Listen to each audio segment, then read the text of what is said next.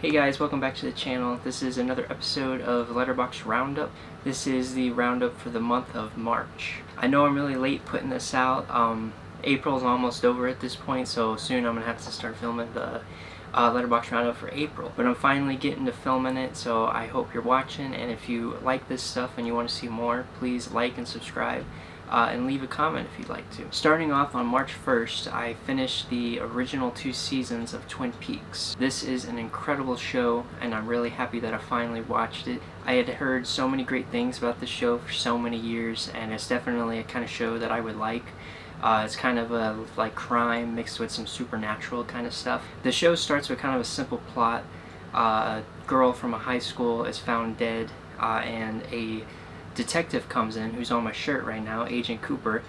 He comes in to investigate the murder and try to find who killed her. From there, the show kind of just goes on crazy directions that you probably wouldn't expect when you're watching. I think this show has some of the best lore, best characters, best stories that I've ever seen in a show. I think David Lynch is a genius for everything that he created with this show. This show was groundbreaking at the time. It was the first show that did weird things that you wouldn't normally see in a TV show. So without David Lynch creating this show, Twin Peaks, there would be no X-Files. There would be nothing like that. During season 2 of this show, it does fall off just a little bit. There's a few episodes where it kind of seems like it doesn't have a direction. But that was mainly because David Lynch left the show for a little bit. But quickly, like the last few episodes of season 2, it gets back on track to what it should have been, and it's a really great ending. A huge cliffhanger too. So if you originally watched this when it came out, you had to wait like I think 25 years to see what happened next. The show got canceled, which I think is crazy because this show was very popular at the time. But I guess because that midsection in season 2 didn't do so well with fans, it caused it to get canceled. Overall, even though the little section in season 2 is a bit of a downgrade compared to the rest of the show, I'm still going to give Twin Peaks a 5 out of 5. I think it's an incredible series, and if you've never seen it, I highly recommend it, especially if you're into shows like the X-Files and some supernatural kind of stuff like that. Next, on March 3rd, I watched Twin Peaks Fire Walk With Me. Now this is a prequel film that came out in 1992 after the original show had ended. This movie right here, just like the show, is another masterpiece in my opinion. At this point I've seen every David Lynch film. This is without a doubt my favorite David Lynch film. I just think it's so well done. It tells the tragic tale of Laura Palmer so good. What this movie is it basically takes place before the show begins. It explains and shows the tragic final days of Laura Palmer and what led to her death. If you have not seen the series, 100% watch the series before you watch this, because it does spoil who killed her. So if you want that surprise, do not watch this first. It is a prequel movie, so you could watch this first before the show. But you would get a much better experience if you watch the show not knowing who murdered her, and then watching this after you already have found out. Overall, I give Twin Peaks Fire Walk With Me a 5 out of 5. And then on March 5th, I watched Captain America Brave New World. This is a new Marvel film that stars Anthony Mackie as Captain America for the first time in a film. He was previously Captain America and Falcon and the Winter Soldier. That was a miniseries that came out on Disney+. I thought this movie was alright. I wasn't a huge fan of it. I thought the action scenes were really nice. I'd say the best parts of this movie is Anthony Mackie as Captain America and Harrison Ford as Red Hulk. I think they both played their parts very well. I just feel like the only thing that was bringing this movie down was more the story and a little bit of how they marketed the movie. The whole premise of the movie is sort of building up to Harrison Ford's character becoming Red Hulk. He plays a general that was previously in the Marvel Universe. He was recasted as Harrison Ford because the original actor died. But this General Ross, becomes the President of the United States. But the whole movie is sort of building to something is happening with the President. And by the end of the movie, he ends up becoming the Red Hulk. Now, the problem I think with it is they spoiled that in the trailers and the promotional TV spots and the posters. You know, I feel like if they didn't reveal that and they had that reveal at the end of the movie like they did, I feel it would have been way better received. The real villain in this movie isn't very interesting. He kind of doesn't really do much. But again, the main focus is just building up to that end fight scene where we get Captain America versus the Red Hulk. That whole fight scene is really good. There's some questionable background CGI moments, but the CGI itself of Red Hulk is really incredible, and the whole fight sequence is really great as well. I think the movie is worth watching just to get to that fight scene. Again, Anthony Mackie, Harrison Ford, they were the best parts of this movie. But overall, I have to give it a 2.5 out of 10. It was an alright movie. I still feel it's worth watching, especially if you're a Marvel fan. But I feel like the quality of the movie could have been way better. And I remember when this movie was announced, I was really excited for it. I really like Anthony Mackie. I love that he was the one that was picked in the Marvel Universe to be Captain America. I felt that he was a better choice than Captain America's other friend, Bucky, so I feel they made the right choice with that. But it's just a little disappointing that the story wasn't what it could have been. And next, on March 13th, I watched Twin Peaks: The Return. Now, Twin Peaks: The Return is the 3rd season of Twin Peaks. This season came out 25 years after the original 2. It came out in 2017. So if you were a fan of the show that watched it back in the 90s, you had to wait 25 years to see what happened next. Twin Peaks: The Return is another amazing season of television by David Lynch. I loved The Return. It's really good. Some, and I think I do too, regard it as being even better than the original 2 seasons. Every episode is just so well made. Once again, just like the original 2, the characters are great. It's just a really impressive show. And if you have not seen anything Twin Peaks, this box set that I'm holding right here, it's a thick one because it comes with a lot in it.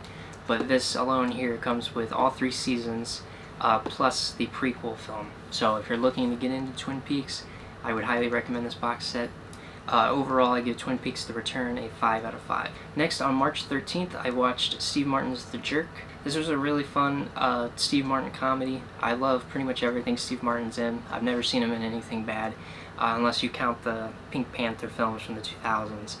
But besides that, he's pretty much everything he's in is really great. This movie has a great flow to it, and it's got a really funny story. One of the things I want to highlight from this movie is a shootout scene that I think is one of the best comedy scenes ever made. Essentially what it is, Steve Martin gets a job at like a gas station, and this random dude decides to go kill somebody, and he happens to land on Steve Martin's character. So he's shooting off from the distance, shooting at him, and he's shooting like cans of oil and other things, and Steve Martin's character's running around, but his character's not the brightest in this movie.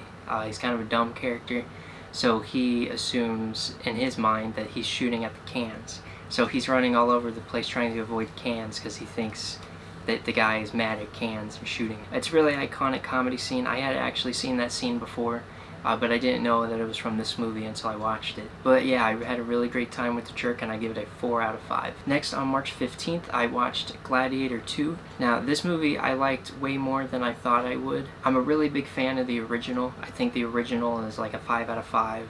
Great movie. So I was a little scared when this came out. I thought maybe they wouldn't do as great, or it was going to ruin the first one. But luckily that didn't happen, and this was a really enjoyable movie. I will say the first half of this movie is very repetitive to the original. There's a lot of moments where it seems like just a straight up copy. But the second half of this movie is where it gets really good and becomes its own thing. Another positive of this movie is Denzel Washington. He is incredible in this movie. My favorite part of this movie is Denzel Washington. He did so good in this.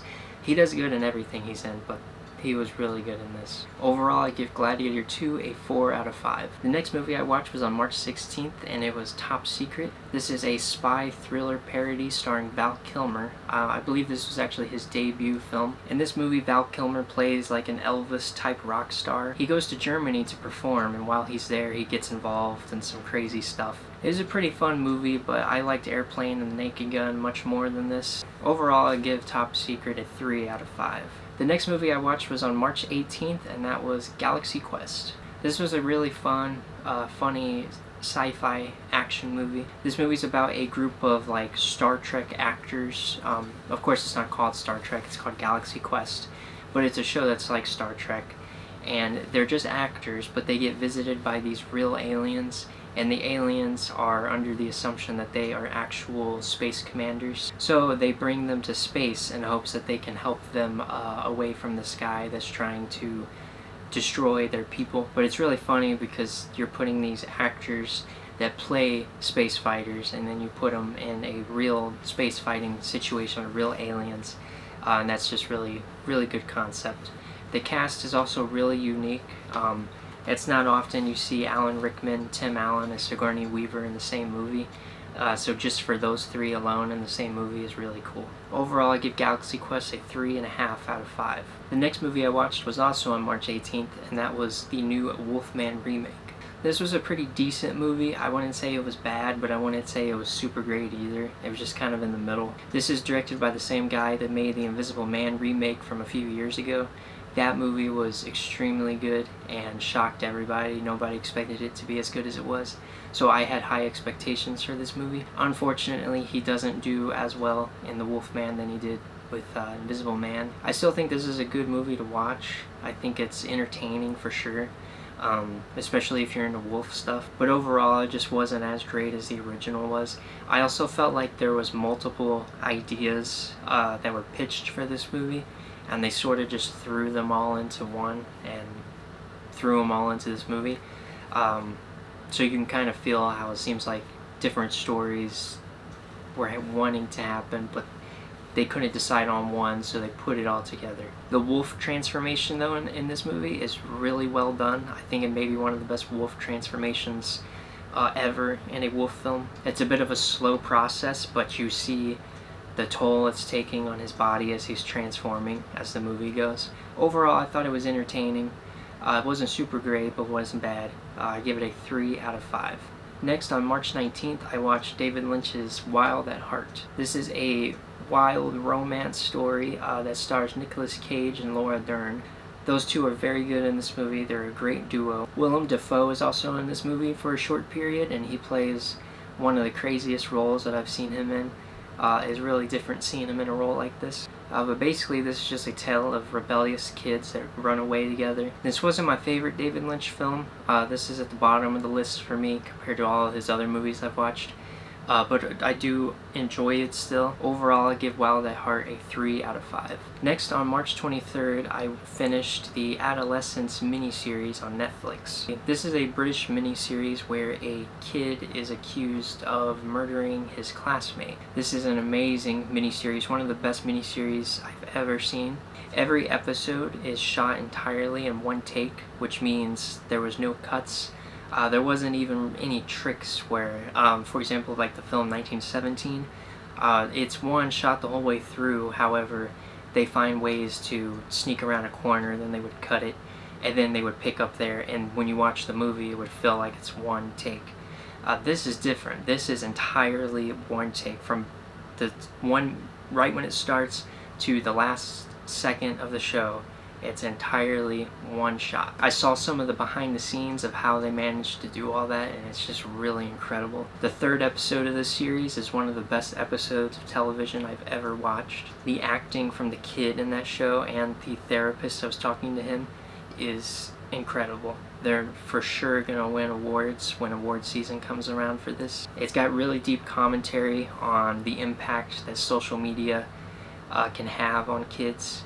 It's a really great series. It's definitely worth watching. I give Adolescence a 5 out of 5. Next, on March 24th, I watched David Lynch's Blue Velvet. Other than Twin Peaks Fire Walk With Me, this has to be my second favorite David Lynch film. This is one of his more straightforward films that aren't so confusing. Kyle MacLachlan and Laura Dern are so good in this. They're a great duo. Every time they're in a David Lynch movie, I love it. This movie is basically about a guy who finds an ear in a field, and he takes it to the police, but the police are kind of slow with doing anything about it, and he starts to get curious about it. And Laura Dern plays the daughter of the police chief, so he sort of works with her to investigate it on their own. And that's pretty much all I'll say without spoiling anything more, but it's just a really great mystery detective kind of film. If you're looking to get into David Lynch films, this may be the one you need to start off with. It's one of his more straightforward films, but I really enjoyed this one, and I could definitely see myself rewatching this in the future. Overall, I give Blue Velvet a 4.5 out of 5. On March 25th, I watched another Steve Martin movie, Dirty Rotten Scoundrels. And this one also stars Michael Caine. I thought Steve Martin and Michael Caine were a really great comedy duo in this movie. This has become one of my favorite comedies. I really enjoyed the story to it. It's basically these two guys that scam women and steal money from them. They start off sort of being in competition, but then they join forces. And it's just a really fun movie, great comedy. If you haven't seen it, I would enjoy it. It's one of the best comedies I've seen. One of my favorite Steve Martins for sure. Overall, I give Dirty Rotten Scoundrels a 4 out of 5. The next movie I watched was on March 29th, and that was another David Lynch film, Lost Highway. This movie has some really cool shots, some really great visuals. This is one of David Lynch's best looking movies in my opinion. Like most David Lynch movies here, it's very confusing. Hard for me to even explain what the plot is. A lot of times with David Lynch movies, you just kind of got to go into it and go for the ride. But like I've said many times before, the reason I love David Lynch movies, and so many people love David Lynch movies, is because they are an experience, and by the end of the movie you can form your own idea of what happened. So it's not so straightforward, but you get to come up with what you think actually happened. Overall, I give Lost Highway a 4 out of 5. As you can already tell, I really went hard on David Lynch this month.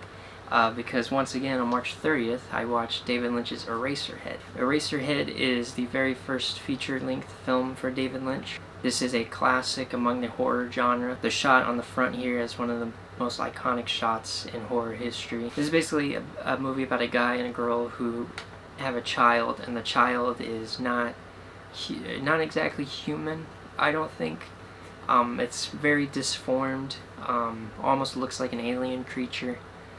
But the movie, just like all David Lynch movies, it's very weird. This one's a little more straightforward, where it's just, a creature baby.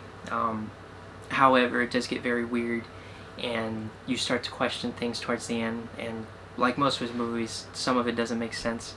But once again, you get to form your own ideas and things like that, which I think is really cool. Eraserhead is iconic.